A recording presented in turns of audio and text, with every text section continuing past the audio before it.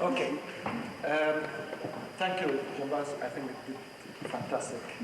All right. What I was going to say, there are bad habit driver in the desert. I am one of them. And I will tell you why.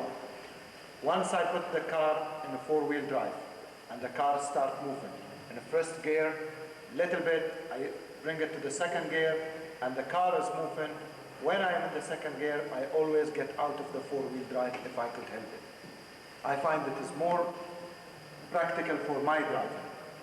Okay, if I'm approaching a place where I'm going to slow down and I'm going up the hill, okay, I will put it back.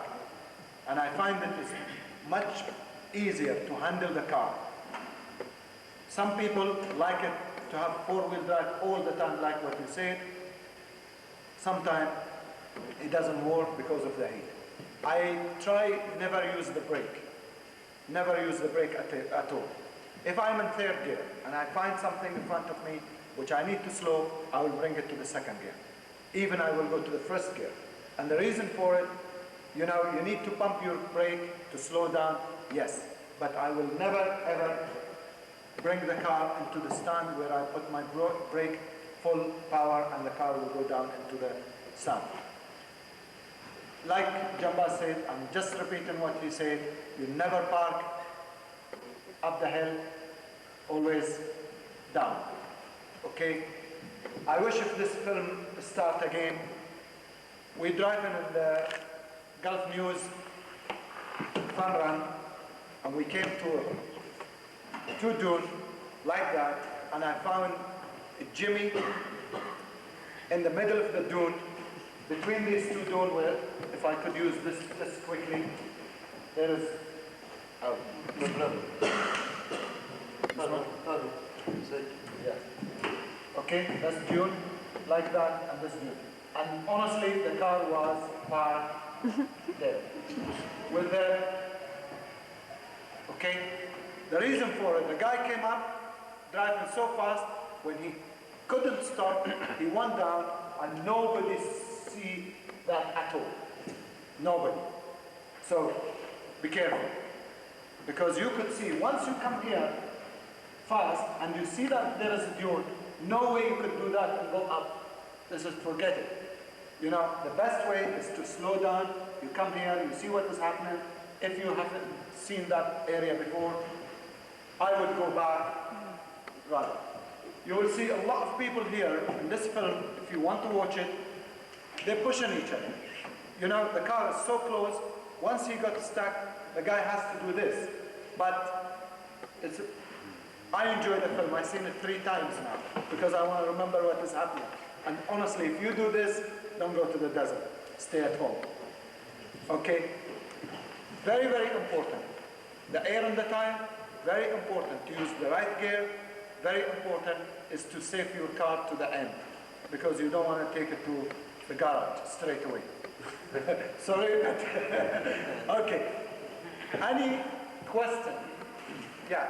Any question regarding the driving technique? Because we have an expert in the mechanical side of it, and he will explain to you all about the mechanical side of it.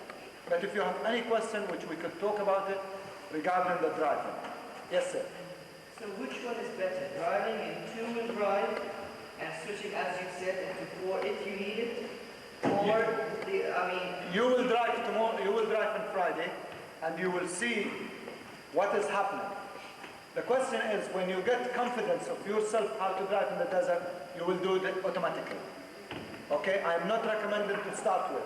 I'm recommending after you finish with us on Friday, I hope you could do that. Okay? Any question regarding the technique? Driving? If you haven't, answer. What we want to do, we want to get... Normally I ask that question to people and one guy puts his hand up. The first thing that you should always do, I always think, is that you go into the desert with a vehicle, you go anywhere with a vehicle looks after your life. And when you've got your kids in it and all the rest of it, you need to know what's going to happen with that car. The handbook is what the manufacturer writes for you to understand the vehicle. Okay, if you get a cup of tea one day and you simply sit down with the handbook, half of the questions you have about your car, how it works and what it does, and how you're supposed to drive it will be answered. It's the best piece of advice you can ever get. I can tell you everything about your car, but what will really tell you is what's in that handbook. And the other thing that I think you should take note of is that I have a boat, and sometimes I go out to sea, and I move my boat from the UK because I like my boat. But one thing I learned when I first bought my boat is that you tell people where you're going approximately, and you tell them when you're coming back. Because I go into the desert on my own and with my family, and I'm very expert at getting stuck. I do it well, there's no doubt about it. When I get stuck, as the guys at work will tell you, because we always take a picture of it, and the Sidel Tyre will tell you, I do it extremely well. And there are times when it has taken me 5 to 6 hours to dig my car out. I've even cut away a sand dune because I couldn't go back. The only way was forward, and the only way was to dig out the sand dune. I think, really and truthfully, a bit of advice that you should all take is that when you are going to go into the desert, okay, wherever it is, why don't you just tell somebody approximately the region you're going in and what time you'll be back? Because when I worked in Saudi Arabia, one guy didn't do that and he died. He didn't tell anybody where he was. He went off down the beach somewhere and walked the wrong way. And everybody thought he'd gone to Jeddah. Well, he'd gone to heaven because he was dead. Simply because he didn't tell anybody. It's a basic piece of thing. You know, we take first aid kits and everything, so why don't we tell people where we go? And when we're approximately coming back, then if you don't turn up the next morning, maybe somebody will come looking for you. Okay? Now, I've been asked to explain briefly how four-wheel drive vehicle works. And I've got a piece of paper. I'll just do it very simply because I think that if people talk to you too much about mechanical things, it can be extremely boring. So I've tried to make it as interesting as possible. Four-wheel drive has been with us since creation. We are all four-wheel drive vehicles in our own way. We've got two legs which we use all the time, but when we have to climb something steep, or if we're clambering about in the sand dunes, we get down on all fours and we use four-wheel drive. The principle of it is that it shifts the load and it gives you extra grip, and that's basically what four-wheel drive is there to do. Perfect. You have four wheels on a car. The idea is that you share the load amongst the four wheels, and you have two at the front pulling and two at the back pushing. So basically, in the vehicle we've got the engine. Okay? On the back of the engine we've got the gearbox. And that you'll find on every car. On a four-wheel drive vehicle, you then have another box, which is a transfer box. Okay? And the principle of a transfer box is it's simply like a switch. When it's engaged, it will transfer drive up these two prop shafts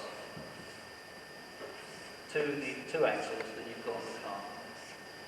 There are many different varieties of transfer box and many different things that they do, but the principle is still the same. Gearbox comes into the transfer box, and when you need it, it switches the drive, which comes out of the engine, the power that comes out of the engine, to the back and the front axle. On certain vehicles you will find that you can drive the car the majority of the time simply using the back axle conventionally.